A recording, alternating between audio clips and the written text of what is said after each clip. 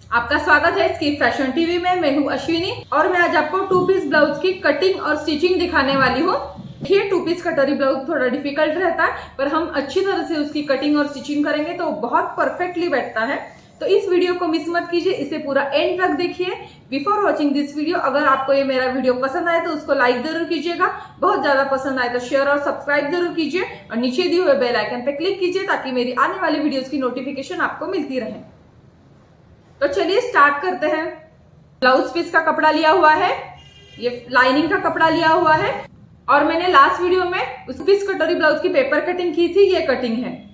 अब देखिए हम सबसे पहले लाइनिंग की कटिंग करेंगे। इसके लिए ये मैंने 1 मीटर लाइनिंग लिया हुआ है। अब देखिए ये लाइनिंग है, पार्ट है ये फोल्ड पे है और ये जो 2 पार्ट है ये खुले छोड़े हैं मैंने। इसी तरह आपको रखना है। देखिए सबसे पहले तो यहाँ मैं पेपर कटिंग का बैक पार्ट रखती हूँ। देखिए आर्म होल की नीचे वाली साइड, इस वाली साइड पे मैं फैब्रिक पे 1/2 इंच बढ़ाने वाली हूँ। देखिए इस तरह से मैंने 1/2 इंच बढ़ाया हुआ है। अब देखिए यहाँ मैं कटोरी का पार्ट 1 रखती हूँ। देखिए यहाँ पे मैं आर्म होल का शेप एडजस्ट करती हूँ। यहाँ मैं योक पट्टी रखती हूँ। यहाँ मैं कटोरी का पार्ट 2 रखती हूँ। अब मैं इन सर्क पार्ट की एज इट इज कटिंग करती हूँ। सिर्फ ये आर्म होल का पार्ट है, यहाँ मैंने 1/2 इंचेस बढ़ाया है, उतना मैं बढ़ाती हूँ। अब देखिए मेरी लाइनिंग की और मेन फैब्रिक की कटिंग हो चुकी है। ये है मेरा बैक पार्ट, ये देखिए ये है मेरे आर्म होल का पार्ट, ये है योक का पार्ट, ये है कटोरी का पार्ट 1 और ये है कटोरी का पार्ट 2। अब इनको मैं लाइनिंग और मेन फैब्रिक पे जोड़ने वाली हूँ। अब देखिए मैं आपको बैक नेक कैनवास पे कैसे करते हैं ये बताने वाली हूँ। बैक नेक, इस ब्लाउज का बैक नेक है स्क्वायर नेक। देखिए वो कैसा कट करते हैं ये मैं आज आपको बताने वाली हूँ। देखिए ये मेरे पास है पेपर कैनवास। अभी देखिए हमको जितना चाहिए उतना ही हम फोल्ड करेंगे, मतलब ये 4 या 4.5 इंच तक ये आप फोल्ड दे सकते हैं। अभी देखिए ये मैंने फोल्ड दिया हुआ है। ये जो बाजू है ये फोल्ड वाली है और ये जो है वो खुली वाली है। अब देखिए मैं सबसे पहले नेक विड्थ लूंगी। इस ब्लाउज की नेक विड्थ है 2.5 इंचेस। अभी देखिए जनरली नेक विड्थ हम 2.5 से शुरू करते हैं। अगर किसी को थोड़ा फैला हुआ गला चाहिए तो नेक विड्थ जो है वो हम 2.25 इंच ले सकते हैं और किसी को बहुत फैला हुआ गला चाहिए तो ये जो नेक विड्थ है ये हम 3 इंच तक भी ले सकते हैं। देखिए सबसे पहले तो मैं यहाँ नेक विड्थ 3 इंचेस लेती हूँ और उसके बाद यहाँ क्रॉस में बैक ब्लाउज का बैक नेक है 10 इंचेस। तो देखिए कैनवास पे हमेशा 1/2 इंच बढ़ाना होता है। हम रेगुलरली ब्लाउज जब कट करते हैं तो वो परफेक्टली कट करते हैं, मतलब अगर 10 इंच हमारा पीछे का गला होगा तो हम क्रॉस में 10 इंच ही लेते हैं, पर कैनवास में ऐसा नहीं होता। कैनवास में हमें 1/2 इंच बढ़ाना पड़ता है क्योंकि क्या होता है कैनवास पर जब हम गला स्टिच करते हैं तो गला बढ़ता भी नहीं है और कम भी नहीं होता है, वो परफेक्टली होता है। पर हमें क्या होता है शोल्डर के पास ज्वाइन करने के लिए 1/2 इंच लगता है, इसलिए हम गला जो होता है वो आधा इंच से बढ़ाते हैं। ये ब्लाउज का बैक नेक है 10 इंचेस तो मैं 1/2 इंच बढ़ाती हूँ, मतलब 10.5 इंच लेती हूँ। तो देखिए ये मैंने क्रॉस में 10.5 इंचेस लिया हुआ है। अभी मैं 2.5 इंचेस लेती हूँ और ऐसा रेक्टेंगल शेप बनाती हूँ। आप देख सकते हैं ये मैंने रेक्टेंगल शेप बनाया हुआ है। अब देखिए उसी शेप के बाहर मैं 0.1 इंच से स्क्वायर शेप देती हूँ। अब देखिए ये जो कैनवास है ये यहाँ पे मैंने ये स्क्वायर शेप ड्रॉ किया हुआ है। आप भी इस तरह से कर सकते हैं। मैं एक बात बताती हूँ, क्या होता है स्क्वायर शेप हमेशा स्क्वायर में नहीं होता, वो कभी कभी ग्लास शेप होता है। देखिए ये जो मैंने गला ड्रॉ किया है इसकी ये ऊपर वाली साइड है और ये नीचे वाली साइड है। अभी देखिए जब हम स्क्वायर नेक कटे तो वो हमेशा स्क्वायर शेप में नहीं होता, वो कभी कभी ग्लास शेप में भी होता है। अगर आपको ग्लास शेप चाहिए तो आप क्या कर सकते हैं, यहाँ आपने जितना अंतर लिया हुआ है मतलब इसे यहाँ -0.5 इंच कर सकते हैं और ऐसे क्रॉस में लाइन दे सकते हैं। तो आपका क्या हो जाएगा, आपका जो शेप आएगा वो थोड़ा ग्लास शेप में आएगा। तो देखिए यहाँ मैं पिन लगाती हूँ और देखिए सबसे पहले तो ये हमने बाहर का जो ड्रॉ किया था वो कट करती हूँ। अब देखिए ये जो अंदर वाला, मतलब जो पहले हमने स्क्वायर निकाला था, ये जो साइड है ये फोल्ड पे होगी, उसको मैं कट नहीं करूंगी। अब देख सकते हैं ये देखिए ये एक पार्ट हो चुका है और ये पार्ट, अभी इसकी तो हमें जरूरत नहीं होती। अब आप देख सकते हैं इस पार्ट को मैं खोल रही हूँ, ये स्क्वायर शेप में आ चुका है। अभी देखिए ये जो है ये हमारी ऊपर की साइड है और ये नीचे की साइड है। अब आप देख सकते हैं मैंने लाइनिंग को और मेन फैब्रिक को जोड़ दिया है। यह है मेरा बैक का पार्ट। इस तरह से मैंने आर्म होल के पार्ट को भी जोड़ा है। यह है कटोरी का पार्ट 1, ये है कटोरी का पार्ट 2, और ये देखिए ये 2 योक पट्टियां हैं, इनको मैंने नहीं जोड़ा है। योक पट्टी जोड़ते हैं तो उसको कवर करते हैं, इसलिए इनको मैंने नहीं जोड़ा। अब देखिए ये मेरे पास है बचा हुआ लाइनिंग का फैब्रिक। इस पे हमने ये पेपर कैनवास पे स्क्वायर नेक निकाला था, ये मैं निकालने वाली हूँ। अभी देखिए ये पेपर कैनवास की एक साइड ग्लॉसी रहती है और एक साइड मैट रहती है। तो ग्लॉसी साइड में गम रहता है, तो वो हम जब आयरन करते हैं तो उससे वो कपड़े पे चिपक जाता है। इस तरह से मैं ये पेपर कैनवास जो है वो लाइनिंग के कपड़े पर चिपकाने वाली हूँ। हमेशा ये याद में रखना चाहिए कि ये पॉइंट और ये पॉइंट है, उसका जो अंतर है वो 5 इंच आना चाहिए, क्योंकि हमारी नेक विड्थ जो है वो 2.5 इंच की है। देखिए अंदर का पार्ट में कट नहीं करने वाली, मैं ये जो फैब्रिक है ये हाफ इंच बाहर से एक्स्ट्रा छोड़ने वाली हूँ और वहीं से उसकी कटिंग करने वाली हूँ। देखिए ये कैनवास का जो नेक है उसको मैंने फैब्रिक के साथ अटैच किया हुआ है। तीनों तरफ हाफ इंच एक्स्ट्रा लाइनिंग का फैब्रिक छोड़ा हुआ है। अब देखिए मैं इसको ऐसा फोल्ड करने वाली हूँ और ये तीनों साइड से मैं स्टिच देने वाली हूँ। इस तरह से मैंने कैनवास पेपर और लाइनिंग को अटैच किया है।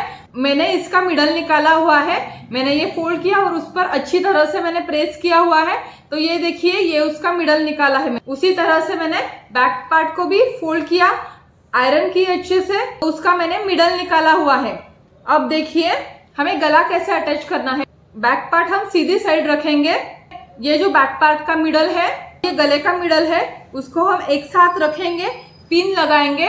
ये जो हमारा कैनवास का स्क्वायर शेप है वहां से हम सिलाई देंगे। अब देखिए मैंने बैक पार्ट की मिडल और ये जो गला है उसका मिडल मैंने रखा हुआ है और यहाँ पिन लगाई हुई है और एग्जैक्ट में ये जो स्क्वायर शेप है वहां से सिलाई दूंगी।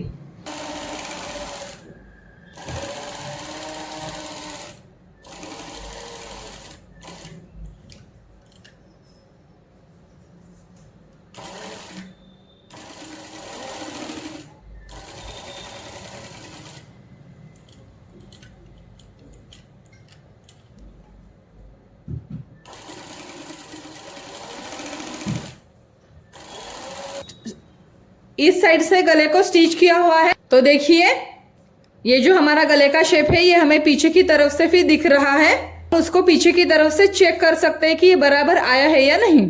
और देखिए ये जो 5 इंच की सिलाई है रखती हूँ और इस गले को कट करती हूँ।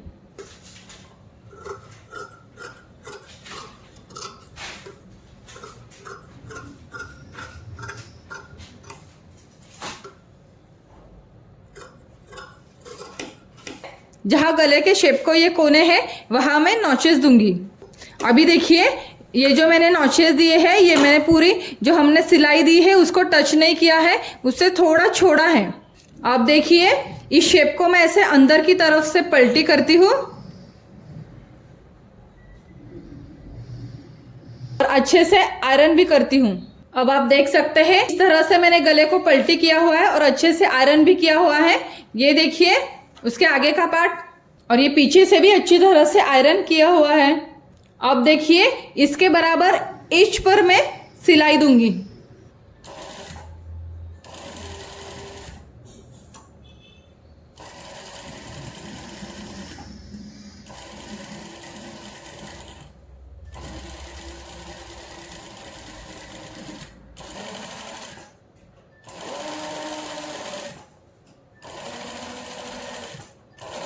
अब देखिए मैंने यहाँ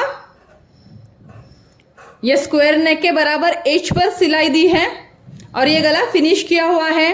अब एक बात आप ध्यान में रख लीजिए, जब आपका स्क्वायर नेक होगा तब क्या होता है, ये जो हमारा आर्म होल है यहाँ पीछे की तरफ से झोल आता है, तो उस वक्त हमें फ्रंट का आर्म होल का शेप और बैक के आर्म होल का शेप सेम देना है।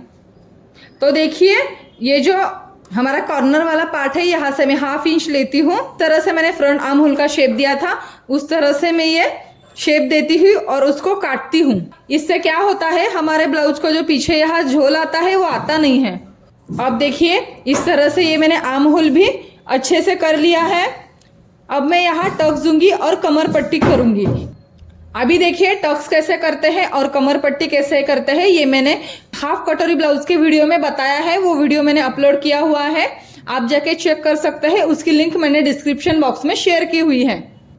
अब देखिए इस तरह से मैंने बैक नेक को फिनिश किया है, टक्स और कमर पट्टी भी दी है, तो मैंने बैक पार्ट को फिनिश किया है। देखिए अब हमें सबसे इम्पोर्टेंट कटोरी का पार्ट जोड़ना है। इसकी शुरुआत में ये कटोरी के पार्ट 2 से करती हूँ। अब देखिए पीछे की तरफ से मैंने ऐसे मार्किंग की हुई है। देखिए ये हमारा ऊपर का पार्ट है और ये जो पार्ट है ये काज बटन पट्टी वाला पार्ट है, इसलिए ये मैंने एरो जैसा शेप दिया हुआ है। अब देखिए मैं इनको ऐसा फोल्ड करती हूँ। अभी देखिए ये वाली साइड थोड़ी क्रॉस में है तो ये क्रॉस में रहेगी। देखिए ये ऊपर वाली साइड है, ये यहाँ से यहाँ उसको मिलाती हूँ। अब देखिए कटोरी के डिस्टेंस का जो चार्ट रहता है वो बहुत इंपॉर्टेंट रहता है। हमारा जो चेस्ट राउंड है वो है 36, तो उसके हिसाब से जो हमारे कटोरी का अंतर आता है वो आता है 5.5 इंच, मतलब उसका आधा हुआ 3.25 इंच। तो देखिए यहाँ मैं 5 इंच सिलाई के लिए छोड़ती हूँ और यहाँ से 3.25 इंच पे मार्किंग करती हूँ। फिर जो अंतर रहेगा उस अंतर का ही मैं टक्स देती हूँ। अब देखिए यहाँ से यहाँ और यहाँ से यहाँ मैंने टक्स दिए हुए हैं। अब इनको ऐसा खोलती हूँ, यहाँ थोड़ा सा क्रॉस आया है तो ये सिर्फ मैं इतना ही अंतर लेवल में करती हूँ। अब देखिए ये पार्ट मैंने नीचे से लेवल में किया हुआ है, उस तरह मैं दूसरा भी पार्ट लेवल में करती हूँ। यहाँ से सिर्फ इतना ही मैं कट करूंगी। आप देख सकते हैं ये नीचे के दोनों पार्ट मैंने लेवल में किए हुए हैं। इनको डबल सिलाई देती हूँ। अब देखिए ये दोनों पार्ट मेरे तैयार हो चुके हैं। ये फर्स्ट पार्ट को सेकंड पार्ट अटैच करती ही उस तरह इस साइड के भी ये फर्स्ट पार्ट को सेकंड पार्ट अटैच करती हूँ। अब देखिए सबसे पहले तो हमें ये थोड़ा चेक करना है ये बराबर बैठता है या नहीं। देखिए ये परफेक्ट आ चुका है, तो मैं यहाँ से यहाँ स्टिच करती हूँ।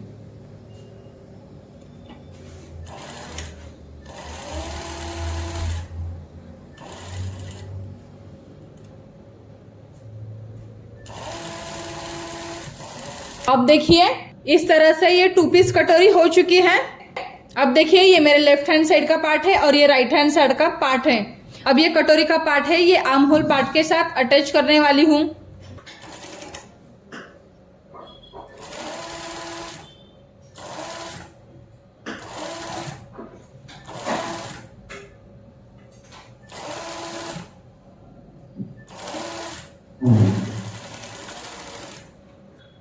आप देख सकते हैं इस कटोरी के पार्ट को मैंने आर्म होल शेप के पार्ट के साथ ज्वाइन किया हुआ है। अब मैं डबल सिलाई देती हूँ और यहाँ योक पट्टी ज्वाइन करती हूँ। अभी देखिए पहले तो मैं योक पट्टी सिर्फ फैब्रिक की अटैच करूंगी, उल्टे साइड से मैं ये योक पट्टी ज्वाइन कर रही हूँ।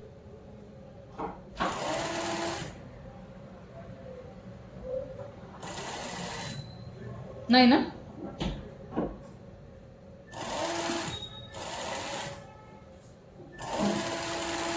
अब देखिए ये मैंने सिर्फ फैब्रिक की योक पट्टी ज्वाइन की है।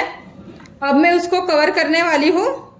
उसके लिए ये मैंने लाइनिंग की योक पट्टी ली हुई है, जो नीचे का पार्ट है वहां रखती हूँ, यहाँ सिलाई देती हूँ और उसके बाद यहाँ प्रेस स्टिच देती हूँ। अब आप देख सकते हैं यहाँ मैंने योक पट्टी को स्टिच दी है और यहाँ प्रेस स्टिच भी दी हुई है। अब मैं इनको कवर करती हूँ। इसके लिए ये सीधी साइड से मैं इस ब्लाउज को फोल्ड करती हूँ।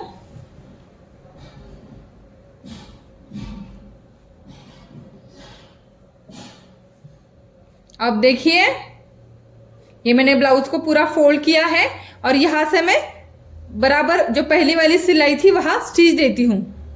देखिए मैंने अब इसको कवर किया हुआ है।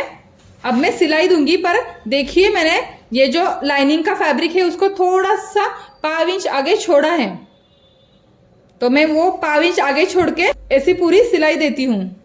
देखिए आप देख सकते हैं मैंने लाइनिंग का फैब्रिक थोड़ा छोड़ा है और सिलाई दी है। अब देखिए इस पार्ट्स को मैं निकालती हूँ।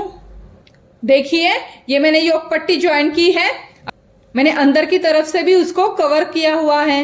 ये था हमारा लेफ्ट हैंड साइड का पार्ट, उस तरह से मैं राइट हैंड साइड का पार्ट भी करती हूँ। अब देखिए ये मेरे राइट हैंड साइड का पार्ट और ये मेरे लेफ्ट हैंड साइड का पार्ट योक पट्टी लगा के फिनिश हो चुका है। अब मैं यहाँ हुक और लूप्स की पट्टी करूंगी। अब देखिए इस तरह से मेरी हुक लूप की पट्टी भी लगा के हो चुकी है। अब मैं फ्रंट नेक फिनिश करती हूँ। अभी देखिए फ्रंट नेक फिनिश करने के लिए ये जितना अंतर है उससे 3 या 4 इंच एक्स्ट्रा फैब्रिक लेती हूँ और 1.25 इंच की ऐसी पट्टी निकालती हूँ। अब देखिए मैं यहाँ फ्रंट नेक फिनिश करने वाली हूँ, तो देखिए उसके यहाँ मैं प्लीट्स दूंगी और यहाँ प्लीट्स, मतलब ये 2 जगह मैं प्लीट्स देने वाली हूँ। यहाँ से मैंने नेक फिनिश करने के लिए पट्टी लगाना स्टार्ट किया। देखिए यहाँ मैं 1/2 इंच पे सिलाई दी है मैंने, यहाँ प्लीट्स दी है और ये जहाँ कर्व है यहाँ भी प्लीट्स दी है और सामने उसको कवर किया हुआ है।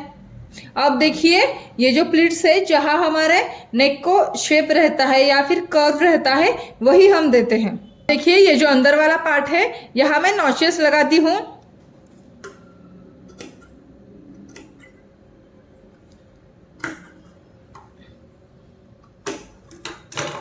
अब देखिए यहाँ मैं प्रेस स्टिच देती हूँ।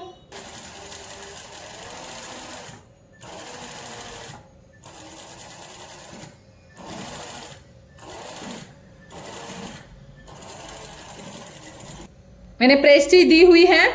अब यहाँ इतना ही 1/2 इंच अंतर में फोल्ड करती हूँ और यहाँ बराबर इसके एज पे सिलाई देती हूँ।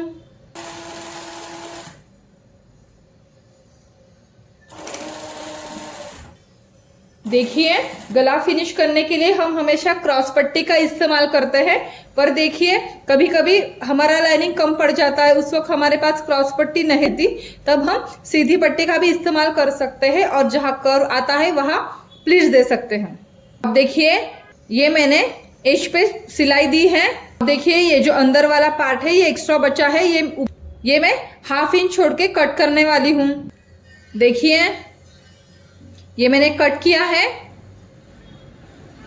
और ये अब मैं यहाँ हाथ सिलाई करूंगी तो ये हमारी फ्रंट की नेकलाइन फिनिश हो जाएगी। अभी ये हमारा राइट साइड का पार्ट था तो मैं लेफ्ट हैंड साइड के गले का पार्ट भी फिनिश करती हूँ।